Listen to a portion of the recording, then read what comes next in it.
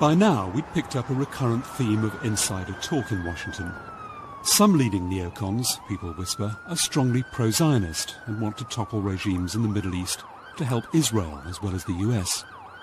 In Washington, this is a highly sensitive issue. One to take to Jim Loeb. Hi, Jim. Veteran neocon watcher and long-standing opponent of anti-Semitism. I was sitting in a bar in Capitol Hill and I was told by a congressional staffer, careful how you use the word neoconservative. People might think you're being anti-Semitic. Can you just explain this for me? I mean, it's no secret. The majority of neoconservatives have been and remain Jewish. That is a fact.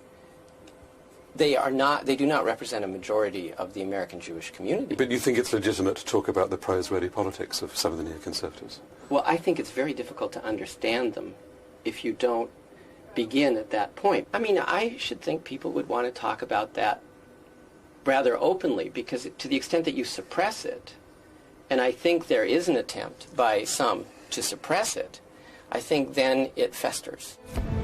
In 1996, a group of neocons wrote a report intended as advice for incoming Israeli Prime Minister Benjamin Netanyahu. It called for a clean break with the peace process, rolling back Syria and removing Saddam Hussein from power, an important Israeli strategic objective in its own right. Amongst those who contributed, Richard Perle, Douglas Feith, now number 3 at the Pentagon, David Wurmser, now in the State Department, and Mehrav Wurmser. It was no more than a mental exercise done in a think tank by a group of people.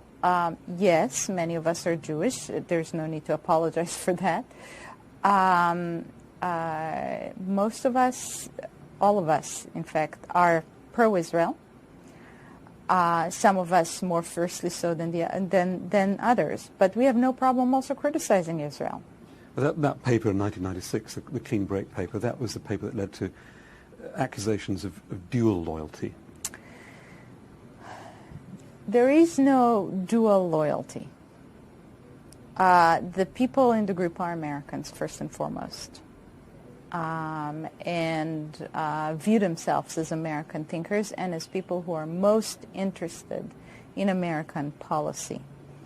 We see a tremendous similarity between Israel and America, and Britain for that matter, simply because these are leading democracies. In the case of Israel, it's the only democracy in the Middle East.